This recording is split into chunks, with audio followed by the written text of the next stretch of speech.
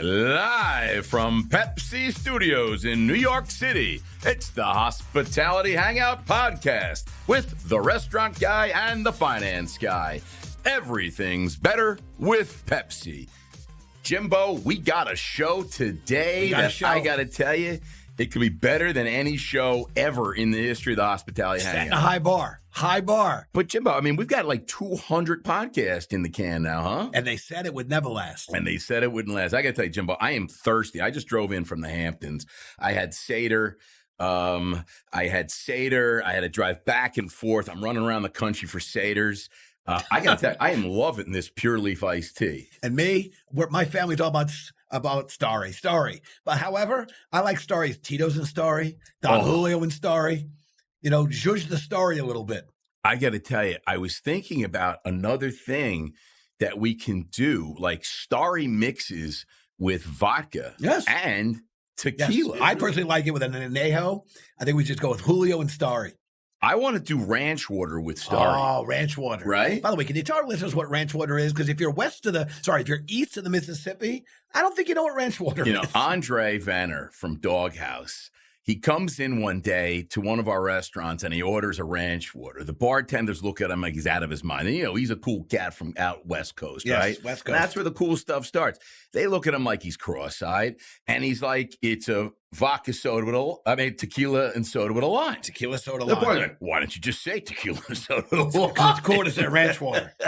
So now it seems to be moving a little bit more. Moving east. It seems I know when we were in Scottsdale, just not that long ago, I said ranch water. Everyone knew what it was. You said ranch water. Everyone knew what you were talking about. Ranch water. They asked what kind of tequila you want. Yeah, no, exactly. Let's kick it off, Jimbo, because we got a great show. Yes, we do. We do have we're setting a high bar, but by the way, we're going to blow through this. I first and foremost want to welcome you more formally to the Hospitality Hangout, a hospitality-focused podcast where the founders of Branded share their insights and bring technology and innovation leaders that are making things happen in the industry we love. My name is Jimmy Frischling, otherwise known as the finance guy. I'm going to bring back my brother from another mother, Mr. Michael Schatzberg, also known as the Restaurant Guy. Oh, and thank you for that kind introduction, Jimmy, and to all those listening. Feel free to call me Shatsy. We are the voices behind Branded Hospitality Ventures, Branded Strategic Hospitality. Jimmy, we have so many names, I can't keep track of our names. Branded. We are Branded. We're the guys behind Branded, okay? And what are we at the intersection of? I always like when you tell us, I always know your mood based on how many things we're at the intersection of. We're at the intersection of a lot of things, but today we're at the intersection of hospitality, technology, innovation, investment, capital, and big chicken. Big chicken. I was going to say at the intersection of emerging QSR brands, not big chicken. Well, look, you don't give away that. When I say big chicken, I'm talking like I like big chicken. You like a big chicken? I don't like a skinny chicken. Like a 3-pounder is too small. Want a big chicken? Listen, I'm going to now. We're very excited for the episode. We have our good friend and our partner, Mr. Josh Halpern, joining us today, a second-time guest of the Hospitality Hangout, Mr. Josh Halpern, CEO of Big Chicken. He was on during before his bar mitzvah, I think. You're really going with you're really going Seders, Diano. If you just want to say Seder. You give me 2 nights of Seder. I'm feeling it right now. Diano. Listen, it's going to be a very good episode. We're going to have a lot of fun. And I promise you, Josh Halpern is in the studio. He is live. Will he speak in the studio? And he will get to speak, but not before. Yeah. But not before. We play our game of Trivia Tuesday because we launched the podcast on Tuesdays. All the listeners of the Hangout know how the game is played, but if you're new to the Hangout, Trivia Tuesday, I'm going to give you 3 factoids about our friends. I got this wrong last week. By the way, you've not been on your best run. They've been by the way, really this one I have to tell you, I read. I think it's going to be a tough one. We give you 3 factoids about our friend, Mr. Halper. 2 are true, and 1 is not true, also known as a lie. I just don't like saying lie. Okay? Shatsy. Fib, Jimmy. A fib. If you stick around to the end of the episode, Shatsy will make his guess. You can play along at home, and then Mr. Halpern will reveal which were the 2 truths and which was a not truth. All right? Here are the 3 factoids. All right? Fact 1. Josh had to be separated from an altercation with Mr. 305, also known as Pitbull. Wait, Josh? So you're saying Josh got into a fight with Pitbull? The factoid is Josh once had to be separated from an altercation with Pitbull. I could see that. Josh is a very funny guy, but some people might not think he's funny. There you go. Okay. Fact 2. I could see him pissing off Pitbull. Josh was on an episode of Kitchen Nightmares with Gordon Ramsay. I don't recall him ever saying that. I don't like in conversation. Okay. I feel like broken bread with Josh. Man, I feel like he'd brag about that. You're not bragging about getting in a fight with. Okay. Big By Man. the way, this is a new way we're doing the Tribute Tuesday. Shatz is opining on each one as we go, which is great fun. I think our listeners want to hear what fact Shatsy 3. thinks. By the way, this one I thought was very special. Fact 3: Josh invented the Peeps Pop. And as the only one on this episode, actually, Peeps, talking about like the Easter little thing. Peeps. By the way, so I have a The little yellow thing? 7-year-old, so I want you to know I'm very familiar with the Peeps Pop. It's an irresistible combination of fluffy yellow marshmallow on the inside and delicious milk chocolate on the outside. Jimmy. Nobody likes a Peep. I got to tell you, my family, You eat the my Peep. daughter likes the Peep. There's no way she likes the Peep. I mean, She they're loves the Peep. adorable. I like playing Peeps with Pop. the Peep. People either love the Peep or hate the Peep. My There's daughter no loves the one- Peep. So again, fact 1, altercation with Mr. 305. Had to be separated. Fact 2, he was on an episode of Kitchen Nightmares with Sir Gordon Ramsay. Fact 3, invented the Peeps Pop. That, by the way, I think it's awesome. Shatz, I could see inventing the Peeps Pop because nobody wants that. So you invent it because no one else. You know why no one thought of it? Because nobody wanted it. wow, backwards compliments. By the way, that's why Josh is going to pick you. He invented Peeps. Nobody wanted He's going to that. beat you in the quickfire. All right, enough banter. Let us please bring in our friend, Mr. Halpern. No, Wait, not yet. no. It was a bait and switch. Oh, I see what you did. See what I Josh did got there? so excited. Josh like took a breath. He's like, oh, no. Before we, Jimmy, before we dig in, I know. That we was like intentional. we like to understand who are our The guests. Fraser Crane moment of the How podcast. did our guests get to the positions? Like, Yes. How'd they start? Where was Josh Yes. back in '85? The cute little Josh Halpern. Where was he? So let's take it back. Let's go back to Cornell. It's 2001. He's up in, where is that? Like Ithaca? Not like Ithaca, it's Ithaca. It's cold. It's bitter cold up there, And he's saying to himself, what am I doing here? What am I doing here? But he loves hospitality. He loves restaurants. He loves hotels. He loves that. He knows he loves that. But he doesn't understand what to do. So he goes to Babson to get his MBA. Yeah, because anyone who loves hospitality goes to Babson at the MBA. Jimmy, everybody. Listen to me. It's all going to make sense once we dig in, okay? And let me tell you, not only does he go to Babson, but while he's at Cornell and Babson, he finds that he has a knack for archery. At camp, I don't know what he was doing, but, when you were out playing basketball, Josh, he's an archer. He loves Robin Hood. He loves archery, big in archery. And somehow his love of archery gets him into consumer packaged goods. A natural transition. If you think about archers at like Robin Hood and Procter & Gamble, yes, it goes together like peanut butter and jelly. And he's at Clorox because nothing says hospitality like Clorox. Got to keep it clean. You got to keep it clean, Jimmy. You know what I mean? So listen, so he works on the Mike and Ike account. Those little delicious treats that you love. By the way, maybe a giveaway. Peeps. He worked with Peeps Mike back and in Ike, his Peeps, days tamales, in the candy peanut business. chews. Hot tamales, I love. So he was always working there. But then he gets his big break. Somebody saw how talented this guy was. And they give it a little company you might know. Not that Procter & Gamble and Clorox are not big companies. They are, But AB InBev, Budweiser, somehow they get connected with this Josh Halpern. They love, apparently the chairman of Budweiser was a huge archer. Loved archery. And somehow he found out that this Josh Halpern liked archery and they're going to arch together. Some people go hunting and they shoot together with guns. Yes. This guy likes to arch.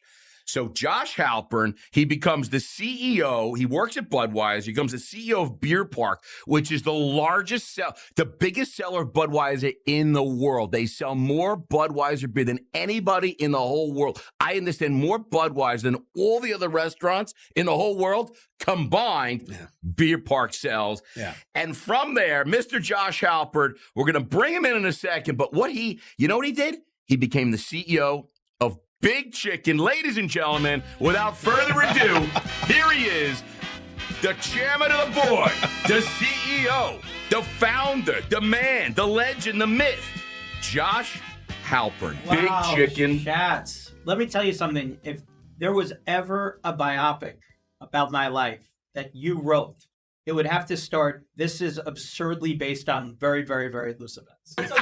But I heard the History Channel is doing a documentary on you, and they've asked me to help them with that. Yeah, which is going to be great because people will be like, that's not his life, right? I mean, I can't. Did I get anything right? Did you go to Cornell? I went to Cornell. I worked for those companies. That's about it, But that's all good. That's why. Yeah, it's why I'm glad to be here, and it's also we take liberties, Josh. But the most important thing, even though we don't know what date this is going to air on yet, the date that this is going to air on, Passover next in 25. It's your birthday. So everybody should today, if you're listening to this, text, email, call, send flowers, send edible arrangements, whatever you need to do. Please reach out to Michael Schatzberg and wish him a very happy birthday today. Even though we don't know what day this is going to air yet, today is his birthday. Passover 2025, my birthday. Perfect. It's fantastic. By the way, I'm glad you said arrangements because we said edible. I really didn't know where you were taking this for Schatz's birthday. But you quickly said edible arrangements, and in which case I felt relieved. We have some kids listening at home. There you go. Yes, I want to dive in. First of all, this might be Josh's second appearance on the Hangout, but Josh is our only, the machine, the algorithms, Josh is the only five-time member. Five-time. We own the jacket, five-time jacket member of the B-list. We're going to go with like robes, I think. I would give robes. I have to take the only, if you don't know about the B-list, check it out. By the way, it's the algorithm, the machine, people that are influencing. How many times has Josh been on the Five times. The only. I wasn't listening to that. I thought it was on the podcast 5 No, times. Twice in the podcast, including today. 5 times on the B-list. Listen, usually Shatsy gets to break news because our producer Julie. I hear because our producer Julie likes to favor Shatsy, but today Drew is stepping in to produce this episode. She gave me the breaking news, and I'm gotta tell you, this is legit. I get to ask Josh after breaking news. Get music. Bring the music back in. Back in more. This is the breaking news. This is the breaking news. Big Chicken has just launched in the United Kingdom, the big UK. Big Chicken going global. By the way, it's a big deal for Big Chicken. Big deal a for Big young Chicken. emerging QSR restaurant has now gone global, and I'm thrilled that we have Josh here to break this news. Mr. Halpern, what can you tell us about going global across the pond in the UK? Yeah, we're global. By the time this airs, we'll be global. We're really close with Tim Lai Wiki and Oakview Group. Can you spell that? My Wiki? Yeah, I can actually. Are we doing spelling bee? Well, I don't know. It just sounded like an interesting name to spell. Would you like me to use like Wiki in a sentence? Tim Lai Wiki is the CEO of Oakview Group. Oeiweke Lai Wiki. I love it. So Tim Lai Wiki, very close friend of the company, very close friend of Shaquille's. He's been bringing Big Chicken into many arenas all over the U.S. And when Co-op Live, which will be the largest live music venue in Europe, opens, we will be in it. Right, and we're going to be entering Canada the same way later this year. Thank you very much. And we've got Central America now going with brick and mortars that are currently being built. So by the end of this year, we'll be in 4 or so countries, and we're going to start global. Josh, I want to just add. I want to step in. Was your first Big Chicken in an arena? Was that out on Long Island, or the first arena was in Climate Pledge out in Seattle, but UBS built right around the same time. Yes. And can you just share with the audience when Big Chicken showed up at the UBS arena where the Islanders play, when they showed up, did the crowd care? It was crazy. I'm a little scared of the arena, right? Because I get to travel with Shaquille a lot. And we were there 3 or 4 days before construction ended on the arena for like the press conference with the arena. We're walking with Shaquille through UBS Arena, and you see like construction workers hammering nails, and like they'd be like mid-hammer and they'd see Shaquille and they'd drop the hammer and come like running after us. I'm like, I don't know if that's safe over there. I don't know if I want to sit over there. But it was a really big deal because even though no one had ever heard of Big Chicken, everyone obviously knows who Shaquille is. And he was with us for the grand opening of UBS for that opening press conference and did a whole thing with the veterans and I'm with John Ledecky, the owner of the Islanders. And in that arena, we actually have a sandwich it's like a buffalo chicken sandwich on an orange and blue bagel for the Islanders colors. And we get Instagram photos of that sandwich almost every single day. We're one of the biggest draws in that arena. So it's been fantastic. I love it. I got to tell you. So am I right in saying there will be a Big Chicken in every country in the world within the next year? Am I correct in saying that? That would follow the same truth versus fiction of my life story, I think. You did go to Cornell. I did go to Cornell. All right, then. Okay. So, but not for hospitality. But it's, look, the beautiful thing about this brand is everyone that's tried the food likes the food, and everyone knows Shaquille and respects Shaquille. So we've had a lot more opportunity than a lot of other brands. And, we built ourselves in a way where we can kind of grow as we can grow, right? So all kidding aside, let's just talk about your expansion plans and opening restaurants and running franchises. I mean, it's unit level economics matter, right? You can just keep on opening stores, but each store, they have to make money. Share a little about your strategy, your growth strategy. Why are you going to certain markets? Why other countries? Why other states? Well, what's the idea? Yeah, I mean, look, at the end of the day, if you're franchising your business, you're not really in the restaurant industry, you're in the franchising industry. We say that our business objective, our sole business objective, is a maniacal focus, and we use that word maniacal deliberately, a maniacal focus on franchisee unit level economics. And that means we're constantly looking at how do we absorb occupancy better? How do we have the right labor model? How do we look to optimize food costs? And how do we to optimize food costs? You need to have a really kick-ass supply chain that you can scale anywhere in the country and soon anywhere in the world with. Because but that's got to be a challenge. You're in America, Sure. and we hear, I mean, the supply chain, I don't know, you probably, your background, you probably have a much better understanding, certainly your years at InBev, of how that works. Now you start going to other countries. I mean, that's got to be a challenge. Not really. It's not a challenge at all, Jimmy. That's what I like. It's not a challenge at all. It's not that it's not a challenge. It's you got to come in with the end goal in mind. And that end goal is, what's it going to take to win in this country with the right unit level economics? How do you work with as many local suppliers as possible versus shipping things all over the world? A lot of people fall into just looking at the price of stuff versus what it costs to get it there too. So we're very, very disciplined in our approach, and it's allowed us to start building a supply chain in multiple countries. Josh and I have had the privilege of spending some quality time together, in part because he and his team, and a big shout out to our friend Sam, they're very tech forward thinkers, and part of it is they know who their key customer is, and it's really the operators and it's the franchisees. The idea is they want to make sure these operators are taking care of their guests, and I think that's on brand for Branded, because we keep thinking about tech for operators. It's got to deliver value for the operators, not try to pierce the relationship between the operator and their guests. So, Josh, you and I've had many conversations about tech, certainly from the micro level, but in taking a step back, going top down or macro, it's amazing to think about what's transformed or how tech has accelerated really in just the last, 4 or 5 years. What a different experience we're seeing. And not to go down memory lane, but when I was in college, because Shatz and I are old as dirt, we didn't have laptops. We didn't have email. Okay. I mean, we had a desktop. We had a dial up. We had, I had my Macintosh. That was a big deal. Okay. Now here we are, a 23-year-old today has only known a digital world. And I'm not saying one's better or worse. It's just different. So Josh, my question to you is, there is a question. You have a workforce, that could span, 4 decades.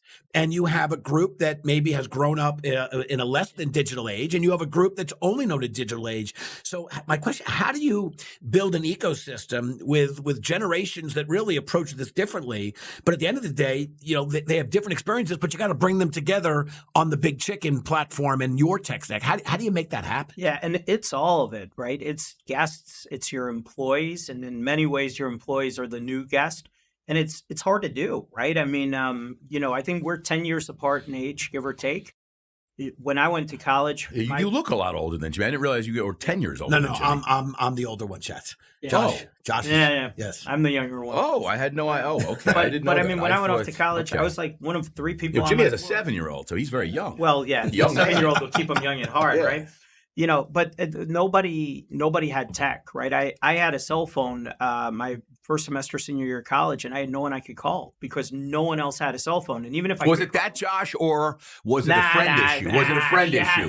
He's like, I had no one to call. No, because you didn't have any friends. No one else had cell phones. We talked about this. We don't insult our guests. Yeah. That wasn't insulting. Some people don't want to have friends. This is what happens because 400 people just texted him wishing him a happy birthday. Yeah, exactly. So, I mean, and at the time you only had 400 minutes a month, right? Which was crazy, right? So it's Oh, moved right, so right. damn fast, right? This tech thing, every 2 to 3 years, different. So as a CEO, whether it's you're talking about your guests or your team, you almost need to speak multi-generationally the way that you would speak in different languages if you were traveling all over the world, or at least you'd want to, right? Most Americans speak one, maybe two. But you have to speak Boomer, speak Gen X, speak Gen Y, speak Gen Z, speak Gen Alpha, which Jimmy and my kids are, and I mean that's going to be a complete cluster when they reach working age. But as a result of it, we chose our loyalty platform, and we work with Thanks, and we absolutely love Zach Goldstein and that team. Doing good things over there, that Zach Goldstein. But we chose to work with them because we at least wanted you to be able to redeem your loyalty rewards in a way that was on generation and more often than not, a kind of a choose your own adventure. So you can tell us, this is how I want to interact with you because I want big chicken in my heart. I love it. And it dovetails beautifully into, Jimmy, what I like to call data. Or do I say data? What do I say, Jimmy? I forget. Am I data and your data, or your data and I'm data? I'm data, you're data. I'm data. You're data. I'm data. In New York, we call it data. Yeah, I got to tell you. But look, data is a big, big deal in retail, in hospitality and restaurants. Knowing who your guest is, knowing what they like, understanding their shopping preferences, their eating habits, etc. And looking at credit card data is really interesting because you can see what where people are from. You can see kind of age. You can see what they're spending on. Are they going to what hotels, what et cetera?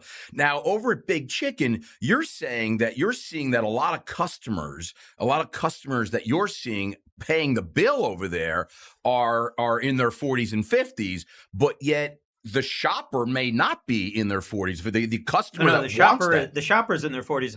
But and 50s. But the person that's actually eating the food may in fact be much younger. That's the person really paying the credit card. Maker, the driver. It's not even a Big Chicken thing. It's fast food, fast casual, right? Think about your own family. Who decides what fast casual restaurant you're eating? You go fine dining, right? It's your spouse. You go fast food, it's your kid, normally your oldest kid, right? When I joined Anheuser-Busch, I was the head of global shopper marketing. And back then they knew exactly who you were when the can was in your hand. Had no idea why you would go to a What are you grocery drinking store there, and buy Josh? 30 of them. I'm also drinking Starry. Oh, yeah. It's just excellent. because you don't have mug here in the studios. We'll get mug soon. Mug. But we got Pepsi. We got Pepsi. Yes. Pepsi's great. We love our friends at Pepsi. Okay, good. Big shout out to Ann and Hugh and the whole team. But your kid is making the decision, right? Your kid's making the decision. And yet the way we read it is not my 12-year-old son basically held my family hostage until we went to the burger joint. We're reading it as a 45-year-old came in and dropped $75 on dinner. And we very quickly say, how do we appeal to that 45-year-old? When the truth of the matter is, I'm never choosing if we're going to that burger joint or pizza joint or whatever it is. It's my kids, right? So we've really tried. Josh, does that change with age? Like, is it always going to be your kids deciding? I mean, the kids are young right now, but the kids are like 25. Are they still deciding? Or does dad ever get a say? Dad never gets a say. Never gets a say. Even when you get older, like when you're 85 and you're down in Boca, do you have a say then? Nah, then they're like, Pop, what do you want to do? I just want some coleslaw. I can't eat. I can't chew. Chats, I've already been told by your family on your 80th birthday, they're just dropping you off at the home I just need and some wishing tuna you the salad. best. So you never get to say. Dads never get to decide. Never, ever. Maybe on Father's Day. That's maybe on Father's Day. Yeah, but no one even goes out on Father's Day. It's like you have to stay home. The dad cooks. You got to dad's got to go get hamburgers and hot dogs. So Mother's Day's a big deal. I will say Mother's Day does trump, respectfully, the Father's Day. But again, Father's Day is a big deal in my household. Listen, before we move on, I do want to address or talk a little bit about, I don't want to remotely suggest the elephant in the room. I want to talk about the 7-footer celebrity in the room. We discussed a lot on our first on your first appearance on the Hangout. We talked about Mr. O'Neill, but I still find it's one of the almost like the unintentionally best kept secrets. Mr. O'Neill certainly Dr. O'Neill. Sorry, Doctor. How about Dr. O'Neill, Officer. To you, Jimmy. To you, Officer O'Neill. Dr. Shaquille O'Neal. It's hard to watch TV for any amount of time and not see him as a spokesperson and an endorser and a part of so many companies. And he really does choose them because you've shared amazing stories with me. And someday I hope these stories are made available to others, because it's incredible the intentionality of which the brands he does put his name behind, of how he engages with them and why he engages. But Big Chicken is still different. And even this morning I had a call with somebody who wants to know, like, is Big Chicken just another company that Dr. O'Neill put his name on? And that's not the case. This is a story of how, I guess I want you to share with our audience how important Big Chicken is to Shaq. Yeah.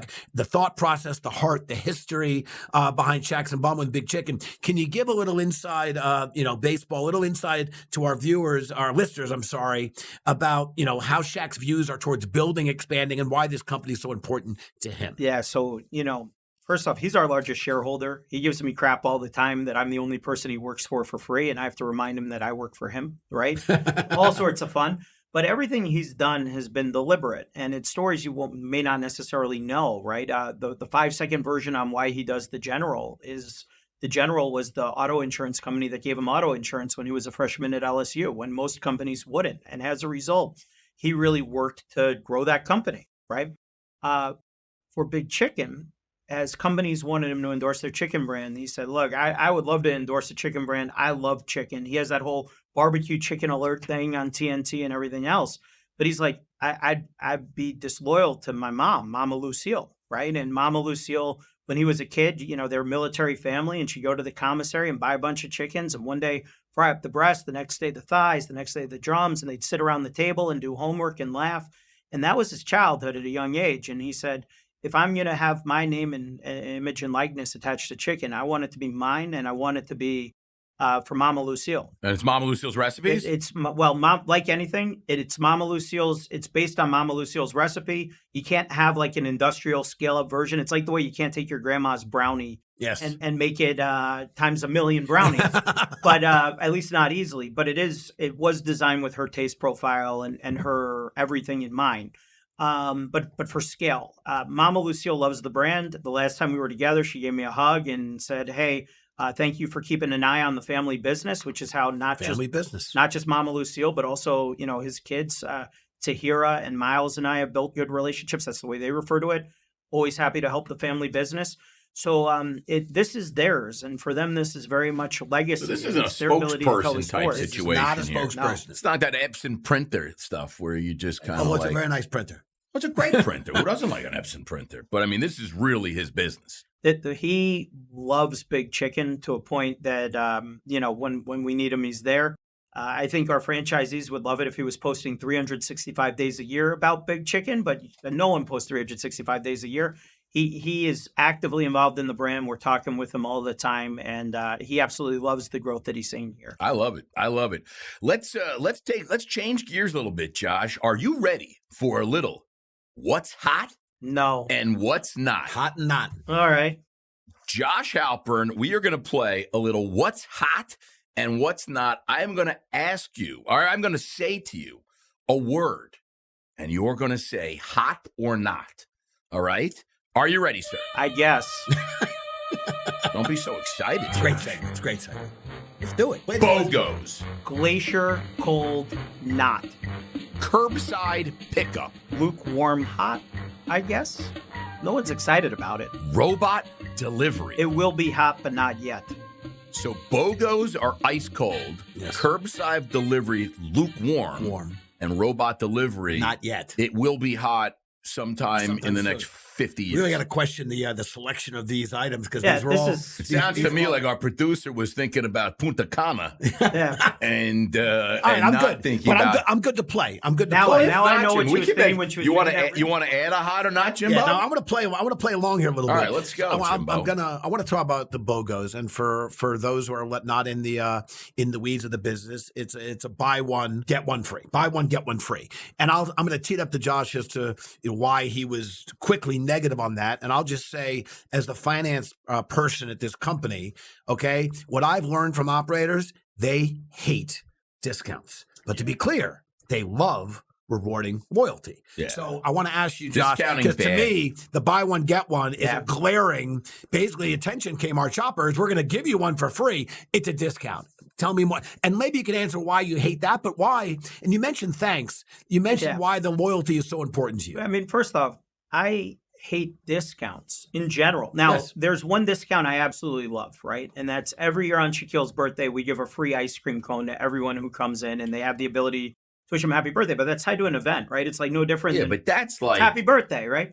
But here's why I hate BOGOs. Yeah. I mean, on his birthday, everyone gets something. Yeah. Now I can't do that with Shatsy's birthday. That's because generosity. Every day is Shatsy's birthday. Yes, every day is Shatsy's birthday. Thank you, Josh. But we do it for Shaquille's birthday. Other than that, we really don't like food discounts. Every operations person out there, and it's why the marketing person and the operations person go like this a lot. Every operations person has food cost as one of their key metrics, right? Yes. So all of a sudden, you're doubling food cost when you do a buy one, get one. Yeah. But even from a marketing standpoint, I talk a lot about these 5 pain points: traffic, check size, innovation, server training, commodity cost. So to drive more traffic, you're taking your commodity cost way up. You're playing a whack-a-mole game. It doesn't work. And you're also saying to the game guests, you playing? Whack-a-mole. The game in the I like that game. Squirrel pops and up. the mole. I don't think it's a squirrel. Sorry. It's not whack-a-squirrel. It's whack-a-mole. Whack-a-mole. That's why it's Sorry. called mole, not squirrel. That's why I thought he said guacamole. I'm a native New Yorker. Squirrels in the park. They're on my mind. I thought he said guacamole. But what you're telling the guest is, look, it's not a $10 sandwich. It's a $5 sandwich, right? We're gouging you the rest of the time because everyone assumes you're if you making could do money buy one, get one free, obviously you're overcharging people. So I'm not really a fan of it. If you're going to do discounting, make it very limited. Put it in a certain day of the week, like a major pizza chain near my house does things like kids eat free on Tuesdays. Okay, slowest day of the week. I get why you would look at that. I mean, kids eating free, that's a serious discount. I mean, free is...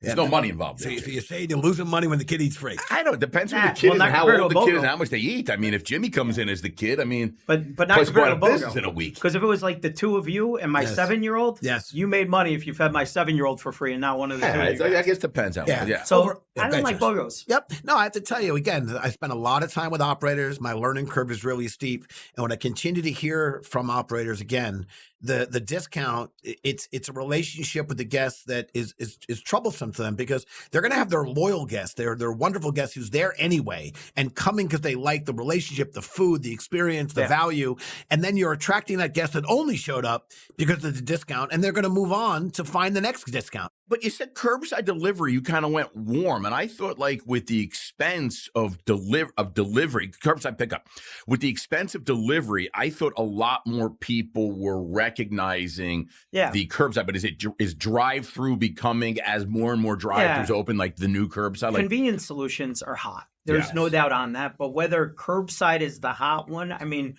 curbside, I think drive-through, I think, is hotter. Yeah, it's hotter. Yep. And now there's great companies out there like Curbit, which Branded is a proponent of, that really help with ensuring the food's dropped in the right way and you get out of there quicker.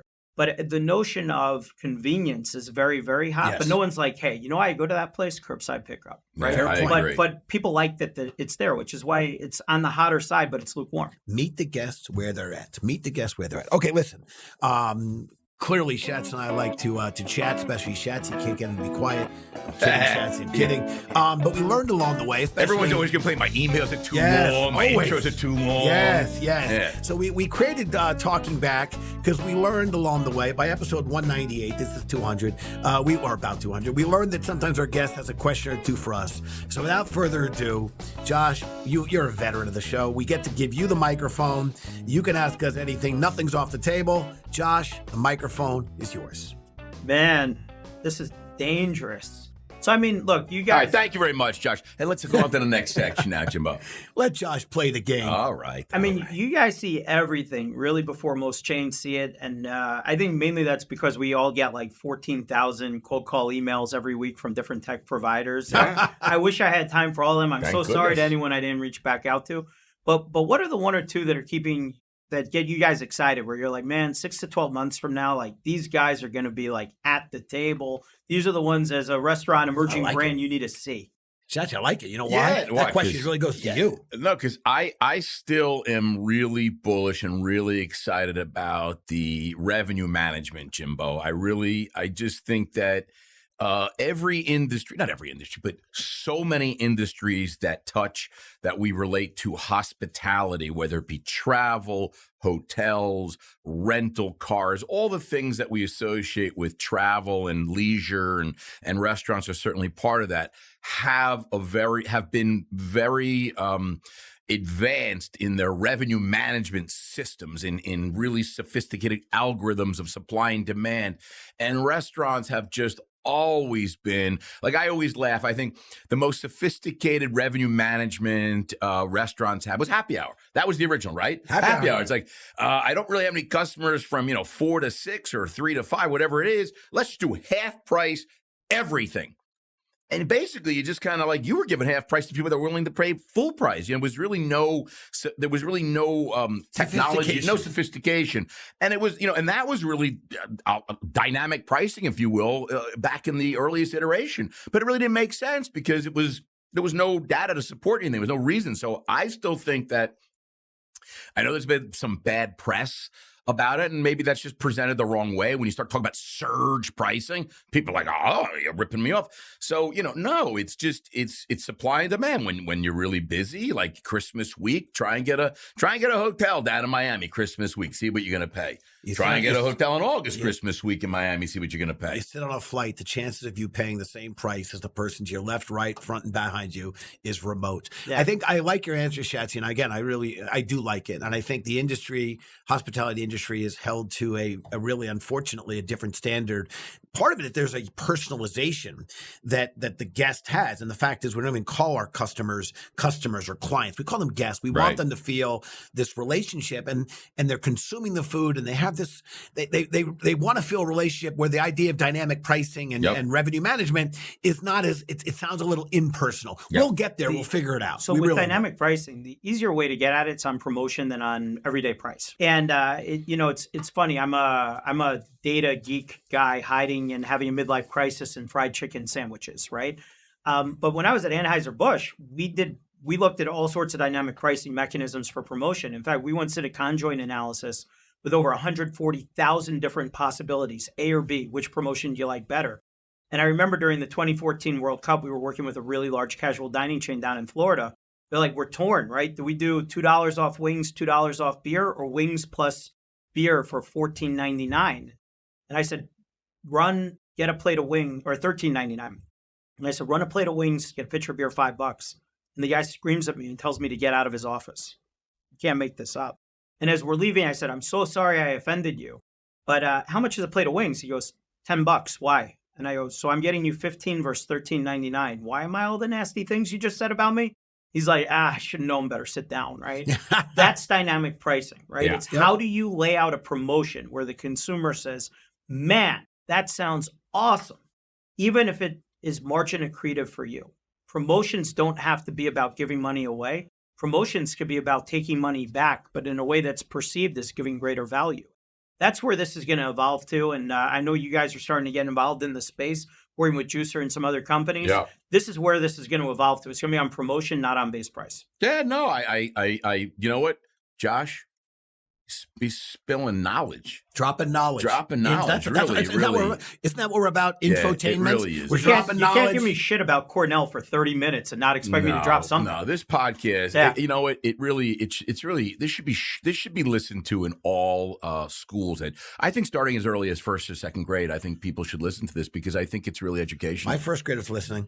I just think it's really educational. And speaking of education, there's no better way of learning about the value of anything than The Price is Right. Oh, I mean, Spice is Right. The Spice is Right. I remember on a sick day from school when I would tell my mom I didn't feel well. I mean, the best part of that was watching Bob Barker. And I got to tell you, so for all you kids out there listening to this incredible podcast, which is not only entertaining, but certainly educational, let's jump into a little Spice is Right, shall we? Josh Halpern, Jimmy Frischling. Let's play. Crap. All right, here we go. I am going to ask you here at the Showcase Showdown, we are beautiful Mary Jane is going to bring in this beautiful Carvel Fudgy the Whale cake. My favorite. Beautiful Fudgy the Whale cake, because your dad is a whale of a guy, right, Jimbo? Whale of a guy. He's a whale of a guy. And what I'm going to ask you, Josh, okay, because in honor of celebrating my birthday over 14 times, maybe 15 times in 15 different cities, Josh has a way, and him and Jeff Alexander and some others, every time we have dinner, they love it's Shatz's birthday. Of course, they don't tell me. And then the birthday cake comes over and everyone sings happy birthday. The waiters sing happy birthday. It's always a good laugh.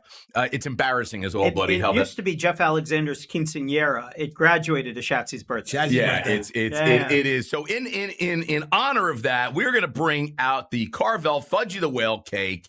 And I am going to ask Josh, first off, without going over, and we have fabulous prizes, by the way. The Showcase Showdown today in The Price is Right is not just you win Fudgy the Whale cake, but you win a lifetime supply of those delicious flying saucers. Oh wow. I love those flying. Am I right? They're fantastic. I mean, those with the crunchy outside, really delicious. Really good. So the price of a whale, the Fudgy the Whale cake, Josh, without going over, can you give me the price of Fudgy the Whale? No idea. $16.99. $16.99. Okay. Jimbo, would you care to guess? I'm not going to be cheeky and go a penny over Josh. That'd be unfair to my friend. That's not the spirit of penny which. Thing that's not how we roll. So the price that was in my mind, and I recognize after Josh. When was the last time you bought a Carvel cake? I have not bought. I will say the following: I have not purchased a Carvel Fudgy the Whale cake in decades. However, every summer, on my nephew's birthday, my younger brother buys him a Fudgy the Whale. So I've enjoyed the Fudgy the Whale. It's a large cake. Yeah, so here's my problem. I just posted on my social channel. It's my favorite cake. It's a great cake. What I get every year on my birthday. I think it's probably never bought one, 6 to 8 people or 4 to 6? Well, that's my thing. Yeah. Hold on, I've never bought one. People always buy it for me. Yeah, I've never bought one for anyone else. The honest number that was on my mind, and now I think I'm going to be way high because Josh is an expert at procurement, supply chain, and maniacal. But I think he was thinking about Fudgy the Minnow. I'm going $29. So I just leapfrog, but I'm going $29. I got to tell you, Jimbo, you really do have this. Jimmy Frischling at $32.99. The Frischling family wins the Showcase Showdown here on the fabulous Price is Right. I got to tell you. Henry Frisch, that's for you, baby. You're the Fudgy of the Whale, man. Henry Frisch, that's for you. Unbelievable. What a great, a great showdown. Really great showdown. All right, now we got to jump right back into... Oh, hold on. Let me jump in. Again, I grabbed this thing. We're doing the Trivia Tuesday. Listen, at the top of the show, we're playing the game. I gave you 3 factoids about our friend Josh. Shatsy, you're going to guess. You're going to have to guess now, and you can play along at home, too. Here were the 3 factoids again. Josh once had to be separated from an altercation with Pitbull. That was fact 1. Fact 2.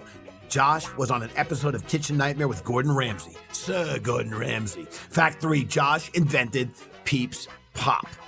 All right, Shatsy, play the game. I think it's really obvious that he invented Peeps Pop because he worked with the Peeps. He invented it. He came up with the idea, and they shot it down. They all shot it down over wherever they were. They're like, Josh, that was the dumbest idea I've ever had. Out. We talked about insulting our guests. That's how we got the job at Imbed. Okay. Again, in my biopic of very loose facts, that would be relevant. Okay. I think that he didn't get an altercation. I think he was never on an episode of Kitchen Nightmares with Gordon Ramsay. Wait, you kind of hedged there. No, because I look at it. I want you to be clear. Because he was never on Kitchen Nightmare. Okay, he was never with Gordon Ramsay. So the lie. I think he may have met Gordon Ramsay, maybe 8.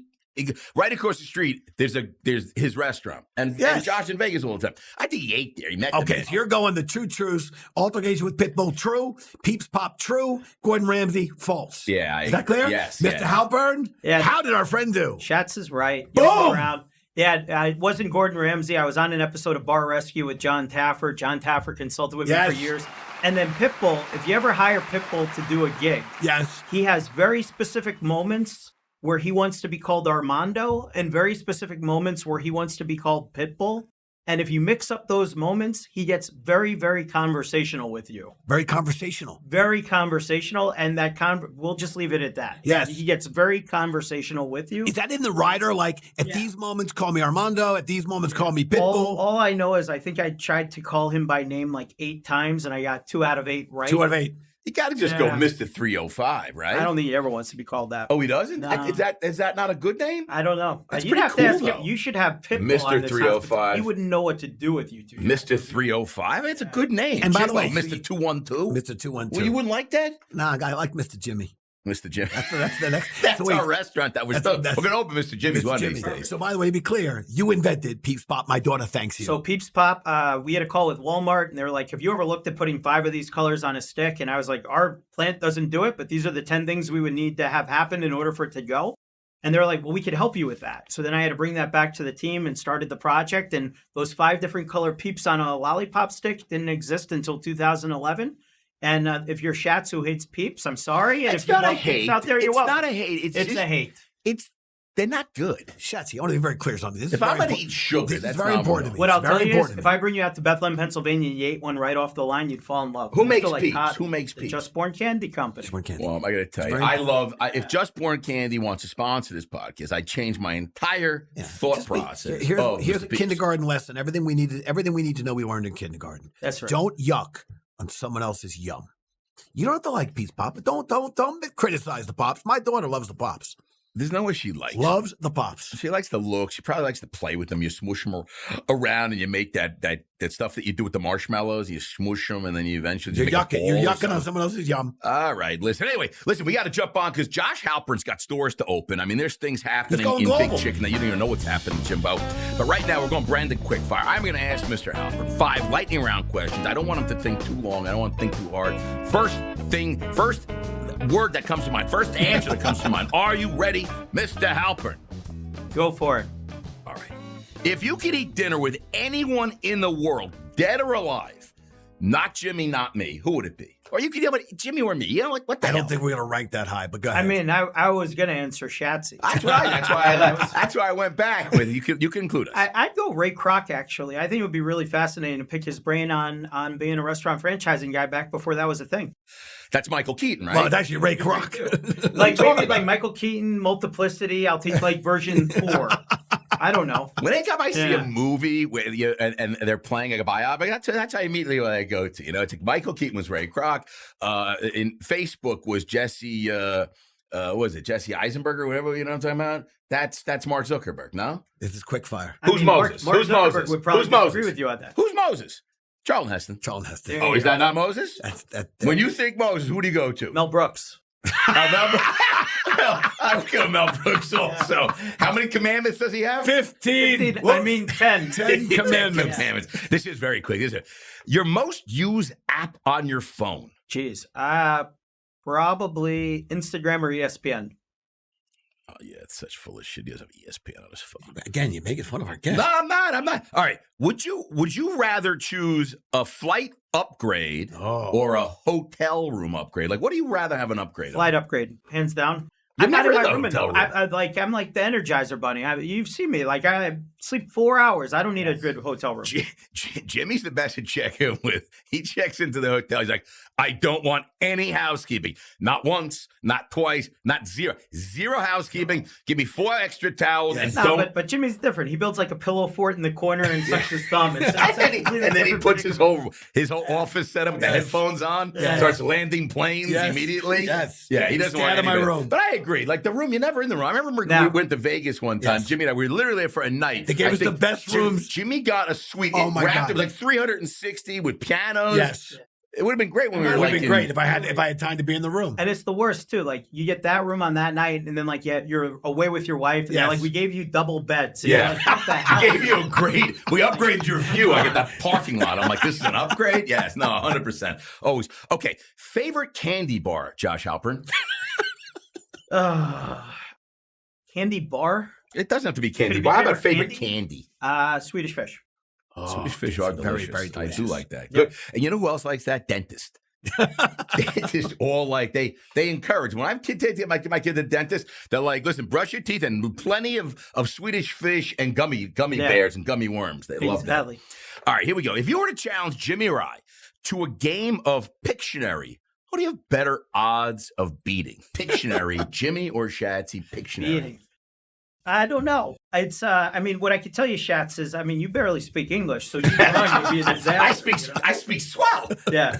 So I speak good English. I don't know. You have that artistic mind. I think you'd be a better Pictionary player. I think I beat Jimmy before I beat you. I'm a good drawer. I really am a very good drawer. I don't know if is that good for Pictionary? I think that's very helpful for Pictionary. You're not. I'm not a good drawer. I think you're right. I've seen Jimmy whiteboard. You can't even. You seen those whiteboard sessions? All I know is your office is like something out of A Beautiful Mind. There's just diagrams everywhere, little arrows. I have no idea what's happening. You know what? That really, I think it wows people when they come in. They're like, whoa, this guy really knows what he's doing. That's all that is. That's all that is all about. All right, well, listen, I got to tell you, that was a great Quickfire. I would say best Quickfire ever. You know what? It may have been the best Quickfire. I'm going to disagree on Josh, even though I can't draw. Because I always default to your you sometimes lack maybe what's the word I'm looking for, attention. Right. So my feeling is any game you're playing, my sense is within minutes you're out there somewhere else doing something else. But if the question was like, who would I want on my Family Feud team that were Shats, I would choose you. Yeah, I appreciate that. Pictionary, though, I think I'd choose Shats. Okay, fair point. Hey, that's why we play the game. Yeah. All right, you got to play. Listen, Josh, we want to thank you so much for joining us on the podcast. You're a second timer. 52 minutes, by the way. We can't wait to have you on again. You and the things you're doing with Big Chicken are really awesome. And we've spent a lot of time together. We've watched what you're building and you and the team. And again, I think this is a special company, a special brand, and we're really excited. Where's Sam? Why is Sam not here today? We're not always together, just most of the time. But that's ridiculous. But I have to say, not only do you have a great, obviously, founder and certainly partner and Dr. Shaquille O'Neal, but we love the way you're leaning into a tech stack with intentionality that we feel is just almost unmatched right now as you're thinking about how to build this in order to bring value to your franchisees and whatnot. So thank you for that. If any of our listeners want to get in touch with Josh directly, you can email the podcast team at podcast@brandedstrategic.com. And then I never want to end a podcast without recognition and gratitude to our listeners. You continue to embrace the podcast. We know there are literally thousands of them, but we love that our subscriber base and our listener base continues to grow exponentially. And I think it's because we get folks and friends like Mr. Halpern to come on the show, share some insights, share some things that they're working on. And then we also get to have a little bit of fun together. So this infotainment thing is pretty good. Fun, Jimbo. So this is Jimmy Frischling, your finance guy, thanking you and passing it back to my boy Shatsy to close this out. I got to tell you, Josh Halpern, Big Chicken, thank you. Josh, for all those listeners that want to, find Big Chicken to go eat at and enjoy the most delicious food, is it just bigchicken.com? Bigchicken.com. Bigchicken.com. And now let me ask you this, for anybody interested, if I wanted to get a franchise or multiple franchise, are their franchises still available? Bigchicken.com. Bigchicken.com. If I want to open up a franchise somewhere around the world, not in the United States, where do I go? Bigchicken.com. Bigchicken.com. Not just the world. We even sold one in outer space to Blue Origin. Oh, I like that, Jimmy. Yes, I can do a song. Bigchicken.com. What do you think? Don't quit your day job. Love you, brother. Bigchicken.com. And that's how that became our jingle. Cheers, everybody. Cheers.